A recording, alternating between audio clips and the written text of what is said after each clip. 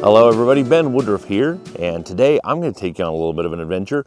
We're going to go try to see some petroglyphs, we're going to go see some cranes, some dancing cranes, and we're going to go maybe even see some owls, going to check out an owl nest.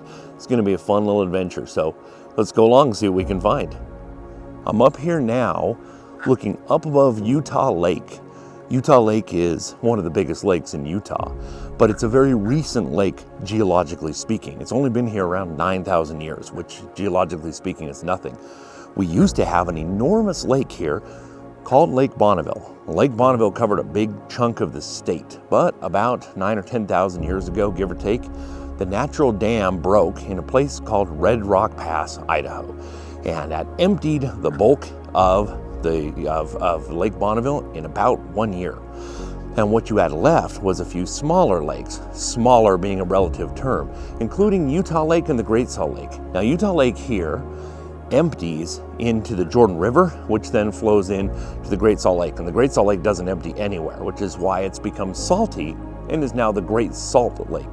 Because the salt builds, water evaporates, more salt builds up, it evaporates, because it doesn't exit out to the ocean. But Utah Lake is a freshwater lake. Now this lake here has huge significant importance to the ancient tribes that lived around here. The tribe most recently who lived here and still does is called the Timpanogos Ute tribe. Now this mountain right here is Mount Timpanogos, which gets its name from the tribe. All around this enormous lake, there was plentiful fish. Now the lake today is very silty. It's kind of a dirty looking lake. It was not that way historically or prehistorically or anciently. It used to be a clear, nice, beautiful lake. But then once European settlers came in, one of the things they said is, let's introduce carp. Well, carp have a very interesting habit. Carp will go along seeking the larvae of midge flies that burrow down in the bottom of the waterbed. So they'll go along and they'll suck up silt and suck out the midge flies and spit the silt back out. And it is from that all of Utah Lake is incredibly silty now. But the June suckerfish are a very famous species because this lake is the only place in the world where June suckers live. They were hugely plentiful, and now they're sadly an endangered species. This is the only place you can find them. But if you want to see some live and in person, you can go to the Hutchings Museum in Lehi, and we have some of them there on permit that you can see and see what these species actually look like. Now, June suckers were very important for the native tribes that lived around the lake. This lake brings in all kinds of wildlife, but the June suckerfish, in May and June, they swim upriver. All of these mountains have rivers that feed in, and the June suckerfish will swim upriver just like spawning salmon. And this makes a bottleneck where they're easy to catch.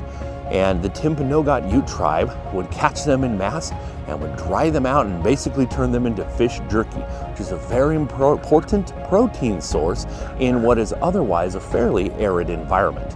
So this whole area was vital, and the June suckerfish is a very important part of that story.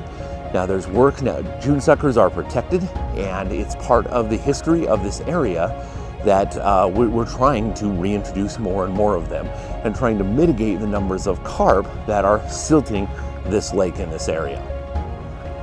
All right, I'm at a site where anciently people camped and also left their mark, left some petroglyphs. We're going to take a look at a lot of petroglyphs on this trip. But if you look up behind me, we're going to see a place where people stayed. You can see along this cliff face up here, this place has a few caves along the edges here. And you can see it's carbonized, it's been charred. So people built fires in here and have stayed. And this is a very commanding view if you're going to hunt and fish these wetlands down below, and you need a place that can stay warm and have some cover. Sure makes a lot of sense to camp up here. So I'm up here at this cave now. It doesn't go back very far, but again, it's a perfect little spot to stay in out of the cold. Let's take a look at this. So the cave itself, you can see how much blackened, charred remains there are up there, just from people camping over the centuries. It doesn't go back too far, but that's just enough. That's about the perfect place if you were trying to camp and keep warm. Gives you a big old commanding view.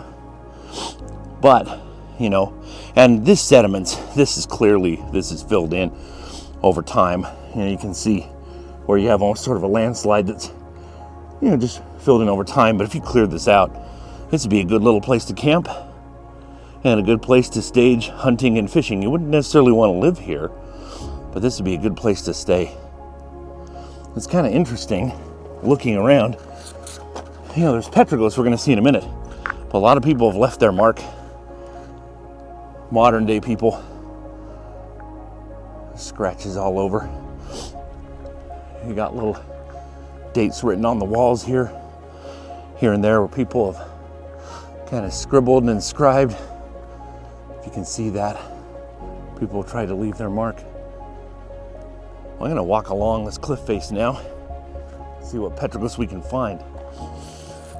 But it's, I don't know if you can pick it up. I got a new mic, so I don't know if you can hear down below, but there's Sandhill cranes going nuts down there. And a red-tailed hawk just flew overhead and screamed just like a movie, that classic, you're in the wilderness sound. But along here, anytime you have rocks and cliffs, that's a place that is a good place for people to come, but also animals. It's a good place for animals to nest. Here's another little cave right here, a little alcove.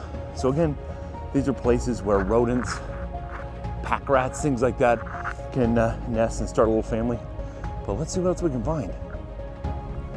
Here's another little cave. Again, these just look like good spots to get out of the summer heat, or a place to build a little fire and warm yourself up. This rock is really interesting though. This is like a conglomerate rock. So you have all these different types of rock. This looks like a sandstone. We got some limestone, but it's naturally cemented all together. See this white stuff in between? It's calcium carbonate. It's just a natural cement. So you just have this conglomerate of all these rocks here, cementing together, not particularly stable, with an incredible view. There you go. There's our first petroglyph. You could miss it really easily. Let's go take a look.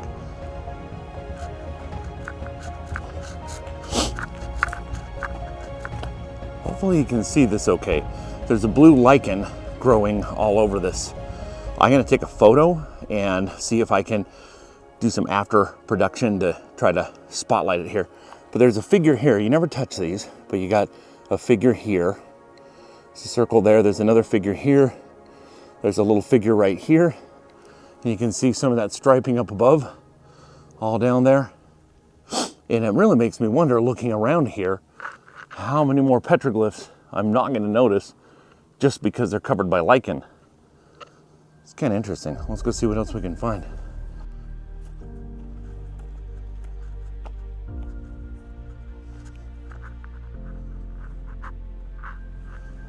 Here's some more. This one up here kind of looks like a bighorn sheep, but again, there's so much lichen over these, it's really hard to see. This looks like a figure, almost looks like there's hands and a head, a body. These are cool. These are really unique. Looks like there's some more up here.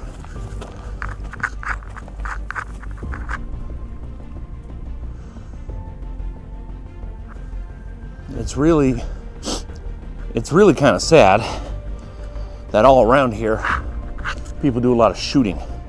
Nothing wrong with doing some good old target shooting, but it's with the backdrop of these petroglyphs, and you can't help but think that some of them get hit. Again, we should always, treat petroglyphs and rock art like this with the utmost respect. Looks like there's some more back here. Might not be, I can't tell. Again, it's growing in the lichen, but that might just be cracks in the rock. Now, right up here behind me, there's a great horned owl nest. We're not gonna bug it because they're just on eggs. I don't want to disturb the nest. But a few years ago, I got some footage keeping tabs on the babies, and they just nest right in the rocks. Great horned owls, they're Utah's biggest species of owl. Very powerful. They're a member of the eagle owl family, which means most owls will just try to eat their food whole. Great horned owls are powerful enough that they can rip off pieces and eat much bigger prey. So instead of just rodents, they'll also hunt things like skunks and rabbits and much larger prey. But the great horned owls here have they have a big food supply, and they have a commanding view up here. It's a great place for them to live. And it's neat to have wildlife like that right up here and so close, you know. And it's funny that people shoot right below them. Again, people have been doing target practicing right down here. And the great horned owls, they just stay asleep and they just understand, hey, don't fly out and the humans won't know we're here. It's pretty smart. I'm gonna head down lower now, see if we can find some of the Sandhill cranes. They're such beautiful birds. But the view up here is just incredible. Just what a commanding view. And it's interesting, you've got these orchards being put up here, and that will actually help some species. It kind of increases the biomass. But you have these natural wetlands, and on wet years, all of this would just be completely flooded and would be part of Utah Lake itself. But right now, it's just marshy wetlands. It's perfect for harriers and cranes and great blue herons, plovers, killdeers, all kinds of birds live here.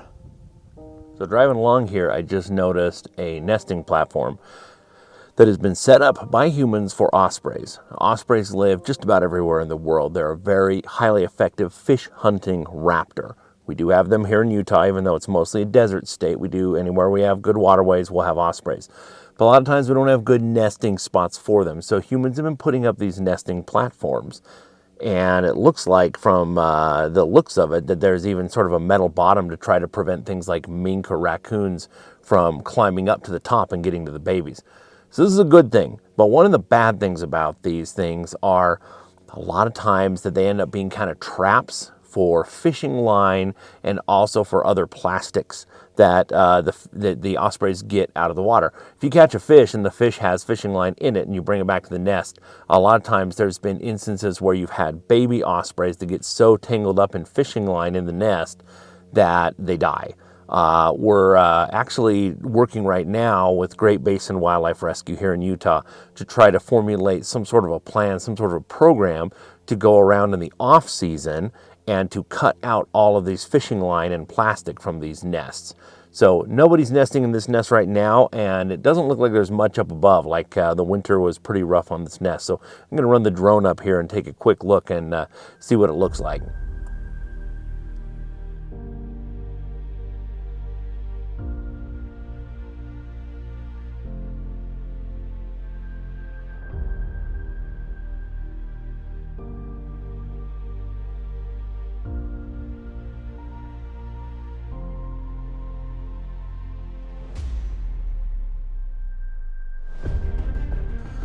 Well, look, you know, checking over things with a drone, I think it's pretty obvious that some of this plastic is not good. So again, this is one of those prime examples of where humans are trying to help and you're causing a solution and a problem at the same time. So again, there's nothing really that the average person can do about plastic getting all caught up in these nests. So really this is something that we need the government and volunteers to band together and try to, you know, find a way that, hey, in the off season, like this time of year when the birds are not present, climb up into those nests, cut out all the plastic, cut out any fishing line, and make sure that it's a safe spot for these birds to raise their young. I hope you can hear them. Just right over there, there's a whole bunch of sandhill cranes. Sandhill cranes sound absolutely prehistoric. They are just such gorgeous birds. So beautiful. Now what I really like about cranes, they're huge. They have a wingspan as big as an eagle. But what's really neat about them, a couple things. First of all, cranes, they like to accentuate and add to their appearance, which is very strange if you think about it. You know, humans will do things like we'll put on makeup or something, right? You know, dress fancy. Cranes do the same thing. Cranes, when they're, you know, picking through the muck, if they find a lot of iron-rich sediment, they will take that out and stain their own feathers with it to make themselves red. So apparently vibrant red is a desirable color, and it is a showy color. I mean, red, you know, stands out. So the Sandhill cranes, they do this, and it's really neat when you see some of them get completely red, and it's something to see. But the other really neat thing about these Sandhill cranes is they like to dance, and that is their form of communication. Not only the adults, but the babies. They dance and they move and they bounce and they jump and they leap up in this very ecstatic thing. And there are scientists who have dedicated years to studying this and to kind of translating what all the different dance moves, what they all mean. And this is far beyond just like a mating dance. This is very elaborate communication that, again, even the babies, before they can fly, they hatch knowing these dance moves, and they have to master them along the way. But it's neat having a life form so big, vibrant, and beautiful that expresses itself through dance and communicates through dance. It's really interesting. Now, body language, you know, we have body language. You can, you know, do different things, but dance, actual dance, it's really quite an elaborate form of body language. So it's really cool seeing these cranes here. Especially it's February right now. It's early time of year, and they're already, you know, dancing and doing their thing, and it is something to see. I want to go up the hill and see if I can find a few other petroglyphs. There's one in particular I'm hoping to find, and I call it the dancing crane. And it's not in a very prominent spot. It's just kind of randomly out in this field. But I want to take a look at it because it's really neat to see, because it looks all the world like a dancing crane. And so I'm going to go see if we can see that. Got some cool birds over here we're going to see first. These are called coots. Coots are kind of strange, because at first they almost look like they're ducks. But they don't have webbed feet, they have webbed toes. Each toe has individual webbing on both sides, which means if you ever see a duck land, when ducks come into land, they just skid down, just like a water plane. But these coots, when they come into land, they have to run. Once they hit the water, they have to run in the water to slow themselves down, and sometimes they even tumble on the ground. They're very interesting. They're not closely related to ducks at all, but through convergent evolution, they have developed similar body features due to a somewhat similar way of life. Well, I am now going to attempt to find the dancing crane petroglyph. It's somewhere on this hill, and as you can see, there's a lot of rocks, all the same size and shape. I haven't been here for a number of years, and not a lot of people know about this, so there's not like a trail, which is a good thing, because that means fewer people can mess with it. But let's see if we can find it. I'm really hopeful. Here's a petroglyph.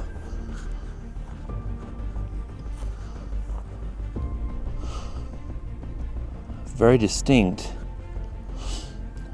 but it's hard to tell exactly what they're looking at. It looks like there is a bighorn sheep there. This one right here. This looks like a bighorn, and this looks like maybe a human figure. But it's hard to know exactly. And interestingly, over here, this looks like a mono. I've never seen this up here. So this is for grinding grains, like, you know, there's wild rice and of course corn, maize later on. Some mono and a metate. There's not the mono, but this would be the metate for grinding corn. I've never seen this up here, and I've hiked this hillside at least a dozen times. Now technically this is just a rock, right? But it's been shaped by humans' hands, which makes it an artifact. So leave it where you find it. Don't touch it, don't mess with it. Take some pictures, make some memories, but remember, these things, you know, show some respect and just enjoy them as they are. Got a little rodent enclosure. I'm guessing this is from an antelope ground squirrel. It's right down here under this rock. Let's take a look. It's under this big sheltered rock. And inside, I don't know if you can see that very well, but there's some bundled up grasses and some scrapes. Looks like a pretty good little den. Offers a lot of protection from any raptors.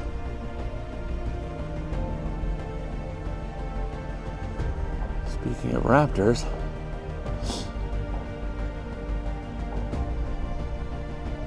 looks like a red tail. You know, on these hills behind me, you can see the beach level of ancient Lake Bonneville. And I mentioned Lake Bonneville earlier. It was like 1,000 feet deep. And you can see behind me like just some of the earlier beach lines, and you look now below just how low it is.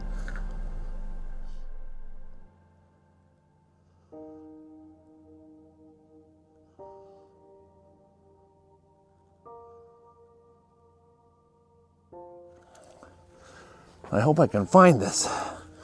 This whole area is just bunch grasses and rocks that are all the same size as this petroglyph we're looking for.